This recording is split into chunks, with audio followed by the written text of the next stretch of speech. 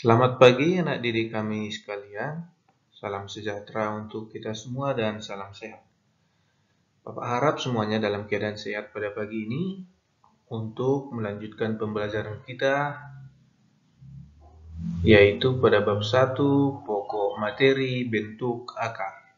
Baik anak didik kami sekalian, sambil mendengarkan pembelajaran hari ini, boleh diambil buku paketnya serta diikuti dan disesuaikan atau dicocokkan dengan buku paketnya.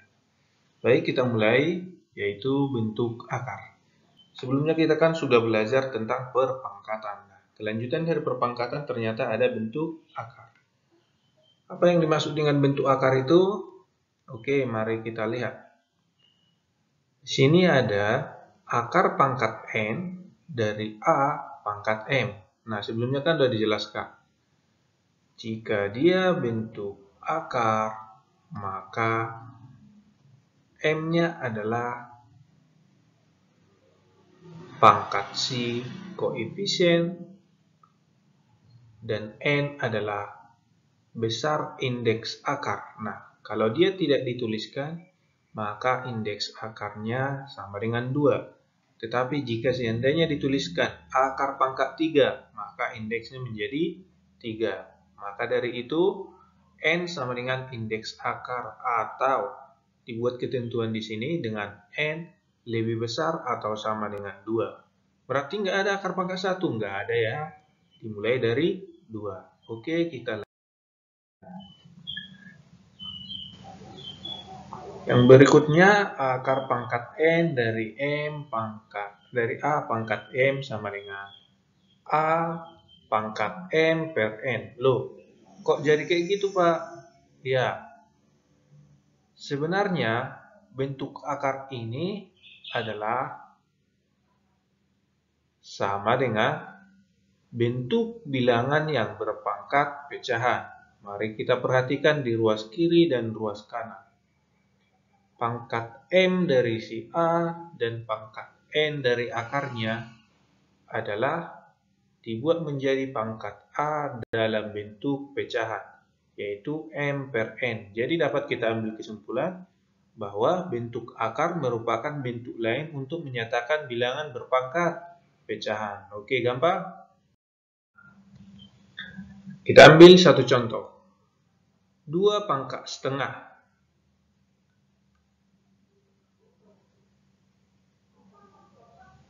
Nah, di situ diperoleh A-nya sama dengan 2, M-nya sama dengan 1, dan N-nya sama dengan 2. Maka 2 pangkat setengah sama dengan akar pangkat 2 dari 2. Atau sama dengan akar 2. Oke?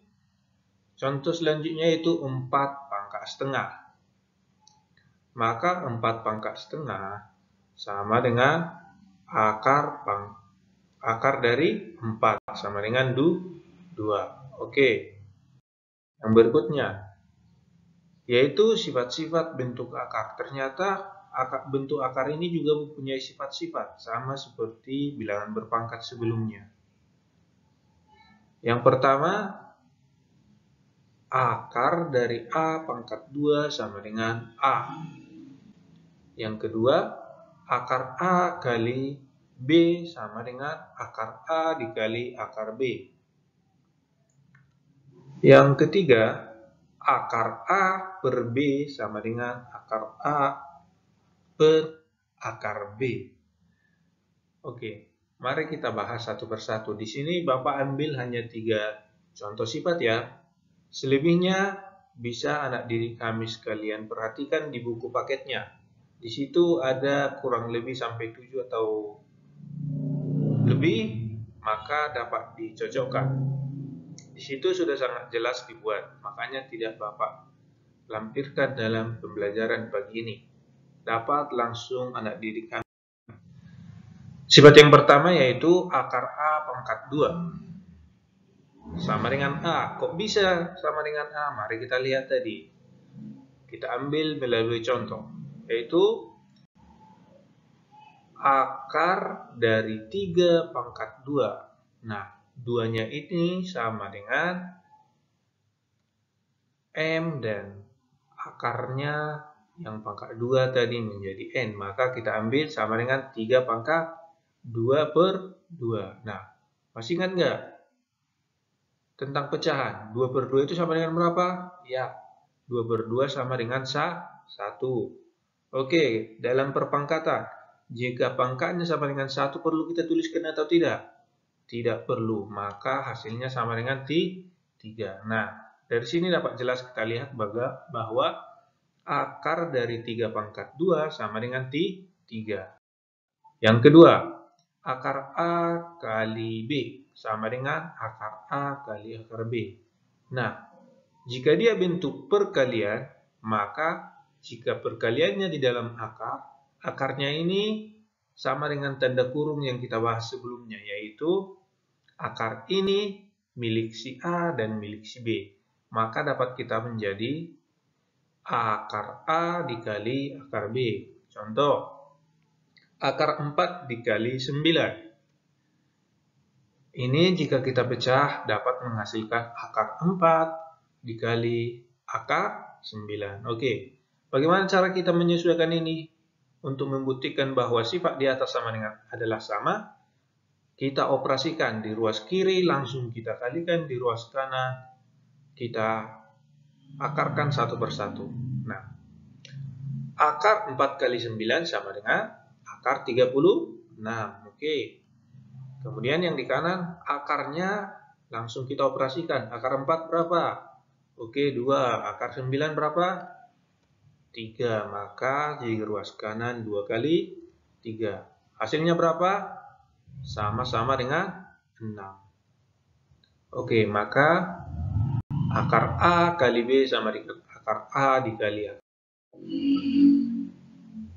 Sifat yang ketiga, perkalian tadi sama dengan pembagian, yaitu akar A per B sama dengan akar A per akar B. Maka akarnya milik si A dan milik si B. Kita buktikan melalui contoh. Akar 16 per 4 sama dengan, kita pecah akarnya menjadi akar 16 per akar 4. Maka yang ruas kiri langsung kita operasikan. 16 dibagi 4 sama dengan 4. Yang ruas kanan, akar 16 berapa? 4. Akar 4 berapa? 2. Maka yang di ruas kiri, akar 4 berapa? Hasilnya 2. Yang di kanan, 4 per 2 hasilnya 2. Oke. Maka persamaan di atas terbukti sama. Nah, yang berikutnya masuk ke pembahasan menyederhanakan bentuk akar. Yang namanya menyederhanakan sama seperti menyederhanakan pecahan, yaitu kita mencari bentuk paling sederhana dan bentuk paling rasional dari bentuk akar tersebut. Kita ambil contoh akar 48, masih bisa tidak kita sederhanakan? Bisa. 48 ini berapa sebenarnya? Bisa kita ambil 16 kali 3. Loh, kenapa 16 kali 3 apa? Bukan 24 kali 2 atau sejenisnya. Nah, kita perhatikan cara menyederhanakannya, yaitu kita ambil angka yang dapat kita akarkan. Contoh, yaitu 16. 16 bisa kita akarkan? Bisa. Maka kita ambil 16 kali 3. Maka akar 48 sama dengan akar 16 dikali 3. Kita pecah dia menjadi akar 16 dikali akar 3. Akar 16 berapa tadi? 4. Oke, maka hasilnya 4 akar 3. Oleh hasilnya sebagai berikut, yaitu akar dari akar A tambah akar B dikali akar A tambah akar B sama dengan akar dari akar A pangkat 2 tambah akar B pangkat 2 tambah 2 akar AB. Kita sederhanakan lagi. Akar A pangkat 2 tambah akar B pangkat 2 tambah 2 akar AB ini sama dengan akar A tambah akar B kuadrat.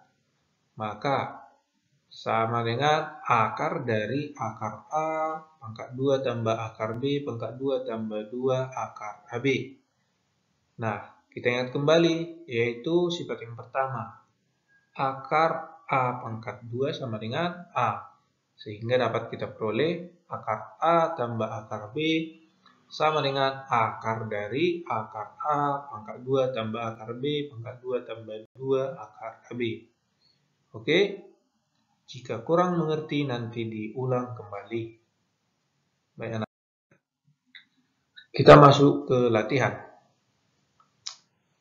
Di sini Bapak berikan 5 latihan yang akan anak didik kami kerjakan dan diupload seperti cara pengirim tugas sebelumnya melalui Google Classroom.